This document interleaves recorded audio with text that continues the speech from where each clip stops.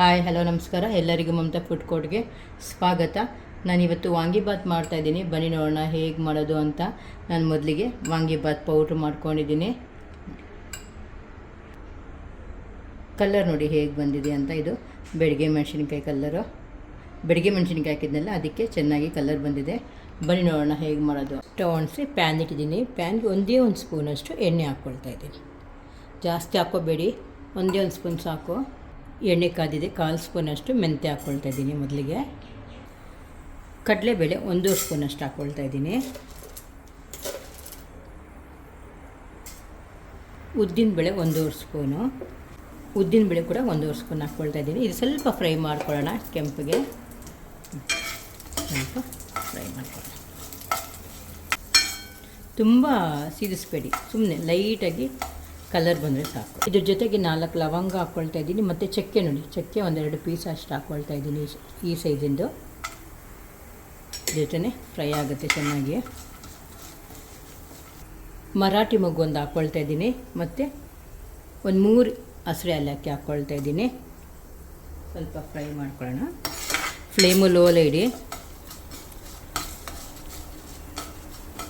ಇದ್ರ ಜೊತೆಗೆ ಸ್ವಲ್ಪ ಜಾವಿತ್ರಿ ಹಾಕ್ಕೊಳ್ತಾ ಇದ್ದೀನಿ. ಮತ್ತು ಬೆಳಗ್ಗೆ ಮೆಣಸಿನ್ಕಾಯಿ 12 ಹಾಕ್ಕೊಳ್ತಾ ಇದ್ದೀನಿ. ನೋಡಿ, 12 ಬೆಳಗ್ಗೆ ಮೆಣಸಿನ್ಕಾಯಿ ಹಾಕ್ಕೊಳ್ತಾ ಇದ್ದೀನಿ. 10ರಿಂದ 12 ಅಷ್ಟು ಹಾಕ್ಕೊಳ್ಳಿ. ಖಾರ ನೋಡಿಕೊಂಡು ಹಾಕ್ಕೊಳ್ಳಿ. 3 ಸ್ಪೂನಷ್ಟು ಧನಿಯಾ ಕಾಳು ಹಾಕ್ತಾಯಿದ್ದೀನಿ. 3 ಸ್ಪೂನ್ ಧನಿಯಾ ಕಾಳು ಹಾಕಿದ್ದೀನಿ. ಇದು ಫ್ರೈ ಮಾಡ್ಕೊಳ್ಳೋಣ. ಜೊತೆಗೆ ಚೆನ್ನಾಗಿ ಫ್ರೈ ಆಗಿಬಿಡುತ್ತೆ.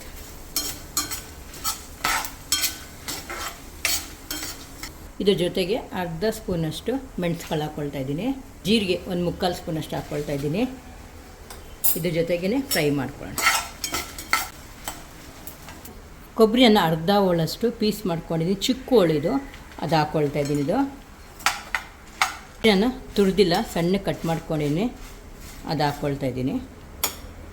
ಇದು 1/2 ಹೋಳು ಬೇಕೇ ಬೇಕು. ಸಣ್ಣ ಹೋಳು ತೊಗೊಂಡಿದ್ದೀನಿ ನಾನು. ಗಸಗಸೆ 1 ಸ್ಪೂನಷ್ಟು ತೊಗೊಂಡಿದ್ದೀನಿ, ಅದು ಹಾಕ್ಕೊಳ್ತಾ ಇದ್ದೀನಿ. ಸ್ಟವ್ ಆಫ್ ಮಾಡಿದ್ಮೇಲೆ ಇದೆಲ್ಲ ಹಾಕ್ಕೋಬೇಕು. ಇದೆಲ್ಲ ಅನಿಸುತ್ತೆ ಈ ಥರ ಮಿಕ್ಸ್ ಮಾಡ್ಕೊಂಡು ಇದಕ್ಕೆ 1/4 ಸ್ಪೂನಷ್ಟು ಅರಿಶಿನ ಪುಡಿ ಹಾಕ್ಕೊಳ್ತಾ ಇದ್ದೀನಿ. ಈಗ ಇದೆಲ್ಲ ತಣ್ಣಗಾದ್ಮೇಲೆ ಪೌಡ್ರ್ ಮಾಡ್ಕೋಬೇಕು. ನಾವು ಕಂಪ್ಲೀಟ್ ತಣ್ಣಗಾಗ್ಬಿಡ್ಬೇಕು. ಇದು ಸ್ವಲ್ಪ ಕರಿಬೇವು ಸೊಪ್ಪು ಹಾಕ್ಕೊಳ್ತಾ ಇದ್ದೀನಿ. ಇದ್ರ ಜೊತೆಗೆ ಕರಿಬೇವು ಸೊಪ್ಪು ಕೂಡ ಫ್ರೈ ಆಗಿಬಿಡುತ್ತೆ. ಆಮೇಲೆ ನಾವು ಪೌಡ್ರ್ ಮಾಡ್ಕೊಳ್ಬೋದು.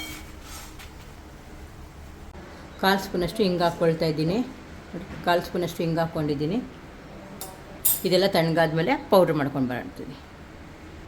ಸ್ಟವ್ ಅಂಟಿಸಿ ಪ್ಯಾನ್ ಇಟ್ಟಿದ್ದೀನಿ. ಪ್ಯಾನ್ಗೆ ಒಂದು 50 ಗ್ರಾಮಷ್ಟು ಎಣ್ಣೆ ಹಾಕ್ಕೊಳ್ಳೋಣ. ಸ್ವಲ್ಪ ಎಣ್ಣೆ ಜಾಸ್ತಿ ಇರಬೇಕು, ಇದಕ್ಕೆ ಚೆನ್ನಾಗಿರುತ್ತೆ. ಎಣ್ಣೆ ಬಿಸಿ. 1/2 ಸ್ಪೂನಷ್ಟು ಸಾಸಿವೆ ಹಾಕ್ಕೊಂಡಿದ್ದೀನಿ. ಕಡಲೆಬೇಳೆ 1 ಸ್ಪೂನ್ ಹಾಕ್ಕೊಳ್ತಾ ಇದ್ದೀನಿ. ಉದ್ದಿನಬೇಳೆ 1 ಸ್ಪೂನ್ ಹಾಕ್ಕೊಂಡಿದ್ದೀನಿ. ಕಡಲೆಕಾಯಿ ಬೀಜ ಸ್ವಲ್ಪ ಹಾಕ್ಕೊಳ್ಳೋಣ, ಚೆನ್ನಾಗಿರುತ್ತೆ ಫ್ರೈ ಆದರೆ. ಕಡಲೆಕಾಯಿ ಬೀಜ ಬಾಯಿಗೆ ಸಿಕ್ಕಿದ್ರೆ ಚೆನ್ನಾಗಿರುತ್ತೆ, ಅದಕ್ಕೆ ನಾನು ಯಾವಾಗಲೂ ಹಾಕ್ತೀನಿ ಕಡಲೆಕಾಯಿ ಬೀಜ. ಸ್ವಲ್ಪ ಕರಿಬೇವು ಸೊಪ್ಪು ಹಾಕ್ಕೊಳ್ತಾ ಇದ್ದೀನಿ. ಒಣಗಿದ ಮೆಣಸಿನ್ಕಾಯಿ 1-2 ಮುರಿದು ಹಾಕ್ಕೊಳ್ತಾ ಇದ್ದೀನಿ. ಈ ಥರ ಫ್ಲೇಮು ಲೋಲ್ ಇಟ್ಕೊಂಬಿಡಿ. ಸ್ವಲ್ಪ ಹಿಂಗು 1-2 ಚುಟ್ಕಿ ಎಷ್ಟು ಹಾಕ್ಕೊಳ್ತಾ ಇದ್ದೀನಿ. ಪೌಡ್ರಿಗೂ ಹಾಕಿದ್ದೀವಿ, ಇದಕ್ಕೂ ಹಾಕಿದ್ರೆ ಟೇಸ್ಟಿಯಾಗಿರುತ್ತೆ. ಎಲ್ಲ ಚೆನ್ನಾಗಿ ಬಿಸ್ಕೆಟ್ ಕಲರ್ ಬಂದಿದೆಯಲ್ವಾ. ಈಗ ಬಿಳಿ ಬದನೆಕಾಯಿ 1/4 kg ತೊಗೊಂಡಿದ್ದೀನಿ. ಆ ಸಣ್ಣ ಕಟ್ ಮಾಡ್ಕೊಂಡಿದ್ದೀನಿ, ಅದು ಹಾಕ್ಕೊಳ್ತಾ ಇದ್ದೀನಿ. ಮಧ್ಯದಲ್ಲಿ ಕಟ್ ಮಾಡಿಬಿಟ್ಟು ಅದ್ರ ಮಧ್ಯದಲ್ಲಿ ಈ ಥರ ಕಟ್ ಮಾಡ್ಕೊಂಡಿದ್ದೀನಿ, ಇದು ಹಾಕ್ಕೊಳ್ತಾ ಇದ್ದೀನಿ. ಇದು ಹಾಕ್ಬಿಟ್ಟು ಸ್ವಲ್ಪ ಫ್ರೈ ಮಾಡೋಣ.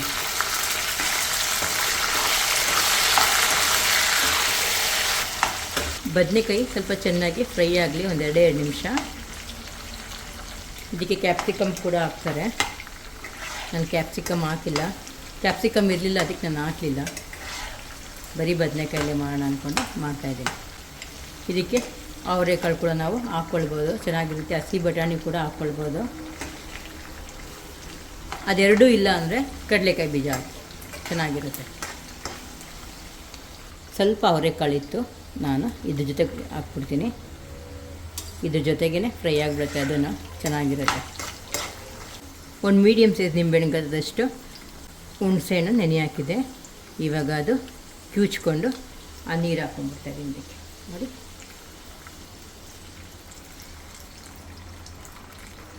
ಹುಣಸೆ ಹುಳಿ ಹಾಕ್ಕೊಂಬಿಡೋಣ. ಇದಕ್ಕೆ ಸ್ವಲ್ಪ ಅರಿಶಿನ ಪುಡಿ ಹಾಕ್ಕೊಳ್ತಾ ಇದ್ದೀನಿ. ಒಂದು ಸರ್ತಿ ಇದೆಲ್ಲ ಮಿಕ್ಸ್ ಮಾಡ್ಕೊಳ್ಳೋಣ. 6 ಜನಕ್ಕೆ ಆರಾಮಾಗಿ ತಿನ್ಬೋದು ಇದು. ಅರ್ಧ ಸ್ಪೂನಷ್ಟು ಬೆಲ್ಲದ ಪುಡಿ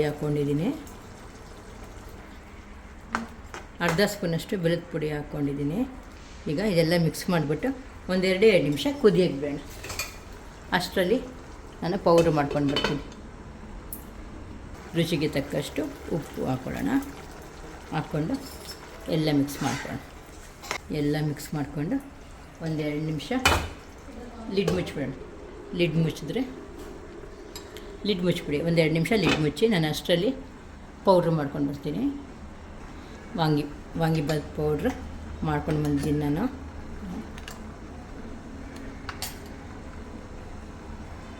ಈಗ ಇದು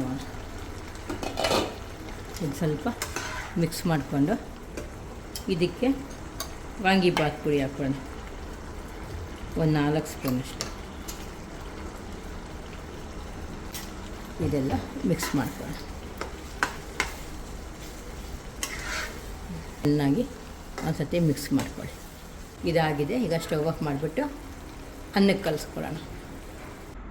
ಈಗ ನಾನು ಅನ್ನ ಬೌಲ್ ತಗೊಂಡಿದ್ದೀನಿ ನೋಡಿ. ಸ್ವಲ್ಪ ಉದುರಾಗಿದ್ದರೆ ಚೆನ್ನಾಗಿರುತ್ತೆ. ರಾತ್ರಿ ಅನ್ನ ಮಿಕ್ಕಿದ್ರೆ ನೀವು ಮಾಡ್ಕೊಳ್ಬೋದು. ಈಗ ಇದು ಸ್ವಲ್ಪ ಗೊಜ್ಜು ಮಿಕ್ಸ್ ಮಾಡ್ಕೊಳ್ತಾ ಇದ್ದೀನಿ. ಮಿಕ್ಸ್ ಮಾಡಿಕೊಂಡು ಎಷ್ಟೆಷ್ಟು ಬೇಕು ಅಷ್ಟೆಷ್ಟು ಹಾಕಿ ಕಲಿಸ್ಕೊಳ್ಳೋಣ ಅಷ್ಟೇ. ಇದು ಕಲಿಸ್ಕೊಳ್ತಾ ಇದ್ದೀನಿ.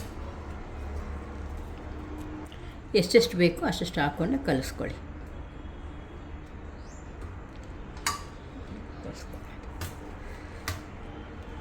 ಕೈಯಲ್ಲಿ ಕಲಿಸಿದ್ರೂ ಚೆನ್ನಾಗಿರುತ್ತೆ.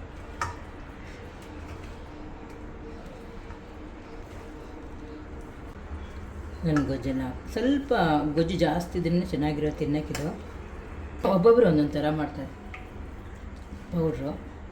ಇದು ನಾನು ಒಣಗಿದ ಕೊಬ್ಬರಿ ತುರಿದಿಟ್ಕೊಂಡಿದ್ದೀನಿ 1 ಸ್ಪೂನಷ್ಟು. ಕೊತ್ತಂಬರಿ ಸೊಪ್ಪು ಸ್ವಲ್ಪ ಸಣ್ಣದಾಗಿ ಕಟ್ ಮಾಡ್ಕೊಂಡಿದ್ದೀನಿ. ಇದು ಹಾಕ್ಕೊಂಡ್ಬಿಡ್ತೀನಿ. ಇದ್ರ ಮೇಲೆ ಹಾಕ್ಕೊಂಡು ಮಿಕ್ಸ್ ಮಾಡ್ತೀನಿ. ನಾವು ಚಿತ್ರಾನ್ನ ಎಲ್ಲ ಮಿಕ್ಸ್ ಮಾಡೋದು ಅದೇ ಥರ.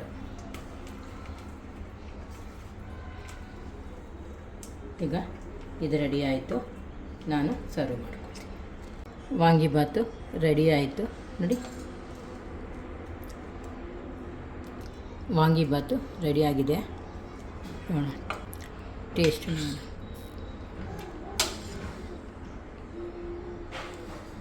ಮಾಡೋಣ. ವಾಂಗಿಬಾತು ತುಂಬ ರುಚಿಯಾಗಿದೆಯಪ್ಪ. ಒಮ್ಮೆ ನೀವು ಟ್ರೈ ಮಾಡಿ. ಒಬ್ಬೊಬ್ಬರು ಒಂದೊಂದು ಥರ ಮಾಡ್ತಾರೆ ವಾಂಗಿಬಾತು.